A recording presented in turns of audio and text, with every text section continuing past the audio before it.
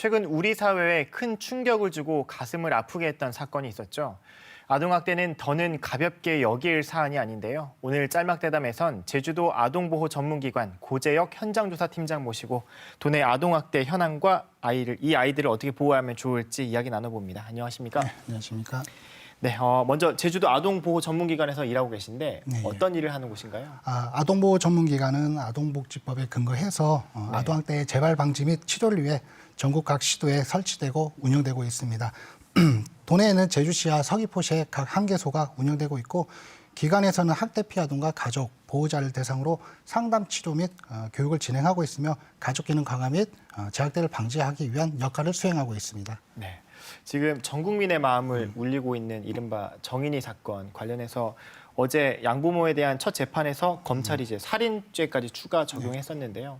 아동보호기관에서 일하는 종사자로서 좀 신경이 어떠셨어요? 저도 이번 사건을 알게 되면서 관련 업무를 하는 사람으로서 참 안타까운 마음을 금할 수가 없었습니다. 이번 정인이 사건뿐만 아니라 과거에서부터 현재까지 많은 아동들이 학대로 많은 피해를 본 게 사실입니다.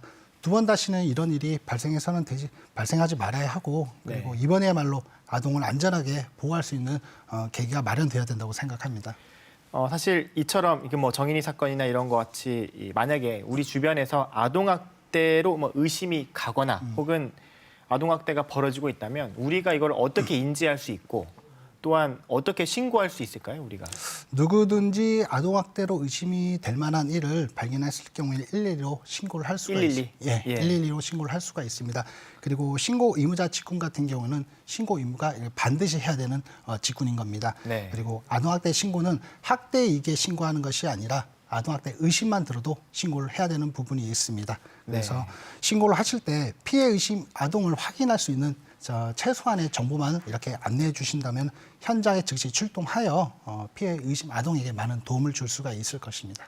사실 뭐 이번에 정인이 사건이 좀 부각돼서 그렇지 이런 사건을 제외하고도 전국적으로 아동학대 사건이 이제 끊이지 않고 있는데 왜 근절되지 않을까요?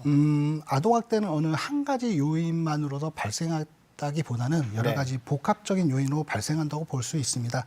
확실한 것은 부모님들의 잘못된 습관 혹은 뭐 버릇을 고친다는 이유로 체벌을 하며 이러한 체벌이 학대가 아닌 훈육이라는 잘못된 인식을 여전히 가지고 계신 분들이 많아 이로 인해 많은 사건들이 발생한다고 볼 수 있습니다.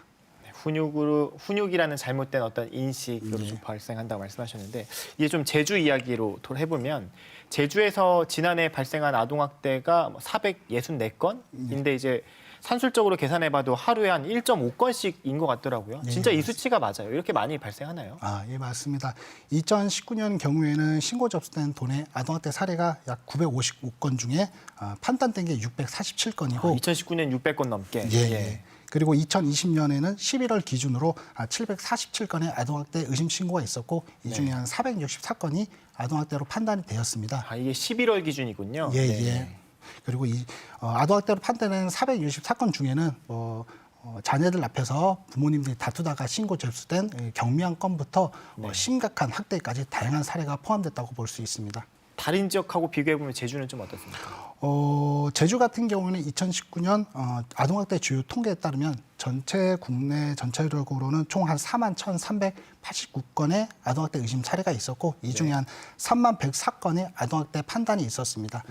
제주도의 경우에는 2019년의 경우 아동학대 의심 사례가 한 959건 중에 647건의 아동학대 사례가 판단되었고 전체 대비 한 2.1%를 차지한다고 보시면 됩니다. 전국에서 발생하는 아동학대 사건의 2%가량은 제주인 것으로. 맞습니다. 그렇군요.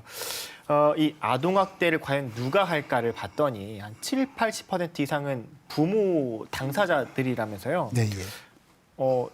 어떻게 보십니까? 실제 아동학대로 신고 접수되어 현장에 가보면은 아이들이 잘못을 했다. 그래서 훈육을 한 거다. 혹은 올바른 길로 가라는 뜻으로 훈육을 한 거다. 이게 왜 학대냐라고 이렇게 반문하시는 분들이 많이 계십니다. 아동들에게는 어떠한 이유에서든지 체벌을 가면 안 되거든요. 부모로서 올바른 양육관을 가지고 아동을 바라보는 시각이 필요하다고 생각합니다. 사실 저도 이제 돌이 좀 더 지난 이제 갓난아기를 키우는 초보 부모의 입장으로서 제일 궁금한 게 네. 어디까지가 뭐 학대고 어디까지가 훈육인지 뭐 이런 경계도 좀 모호한 것 같고 그리고 또 아동학대라고 하면 어떻게 보면 신체적으로 때리고 이런 행위를 이해하기 쉬운데 예. 뭐 다른 것도 아동학대에 포함될 수 있다면서요?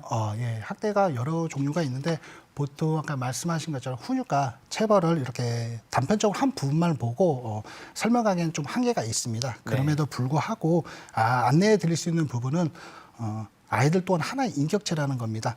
간단한 예로 부모님들 같은 경우에는 아이들이 잘못을 했다는 이유로 뭐 사랑의 매로 도구로 이렇게 체벌을 가합니다. 그렇다면 이 어른들도 잘못을 했을 경우에 네. 사랑의 매로 도구로 이렇게 때려도 괜찮을까요? 곰곰이 생각해 보면 아이들은 맞아도 되고 어른들은 맞으면 안 된다는 이런 생각 자체가 아이들 하나의 동태 인격체로 보지 않는다는 거죠. 그렇군요. 그렇다면 이 제일 근본적인 문제인데 아동학대를 근절하기 위해서 어떤 것들이 필요할까요? 아동학대 근절을 위해서 여러 가지가 필요하긴 한데 아무래도 신고가 되기도 하고 한데 근절 아무래도 주변에서 관심을 갖고 신고하는 것도 중요할 것 같고 예. 또 인식의 변화가 제일 필요할까요? 예. 인식의 변화가 필요합니다. 아동학대 같은 경우에는 일반적으로 부모 교육이라든지 이런 부분이 발달이 안 됐기 때문에 네. 보통 대중적으로 이렇게 부모 교육이라든지 이렇게 해서 교육을 많이 해주게 될 경우에는 아무래도 아동학대 예방에 많은 도움이 될 겁니다. 네, 알겠습니다. 오늘 말씀 여기까지 드릴게요. 너무나 감사드립니다. 감사합니다.